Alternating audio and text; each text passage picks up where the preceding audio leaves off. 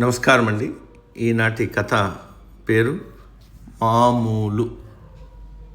వినిపిస్తున్నది మీ విజయభాస్కర్. ఒక ఊర్లో చంద్రయ్య అనే పేద కాపు ఉండేవాడు. అతను కాయ కష్టం చేసుకుని బ్రతికేవాడు. ఒకసారి చంద్రయ్య తనకుండే గుడిసె పక్కన 2 పుచ్చపోదులు వేశాడు. అవి క్రమంగా పెరిగి పెద్దవై 9 మంచి పుచ్చకాయలు కాశాయి. వాటిని అమ్మి గొంగలి కొందామనుకుని ఒక పాత దుప్పట్లో చుట్టబెట్టుకుని పక్క పట్టణంలో జరిగే సంతకు తీసుకెళ్ళాడు. సంతలో కావలివాడు తన మామూలని చంద్రయ్య వద్ద నుంచి ఒక పుచ్చకాయ తీసుకున్నాడు. అలాగే ప్రభుత్వ ఉద్యోగి, మేనేజరు ఇలా తలా ఒకరు తమ తమ మామూళ్లను అతన్ని బెదిరించి కాయల్ని లాక్కున్నారు. పాపం పేద కాపు దగ్గరలో ఉన్న పై అధికారి వద్దకెళ్ళి తనకు జరిగిన అన్యాయాన్ని గురించి ఫిర్యాదు చేశాడు.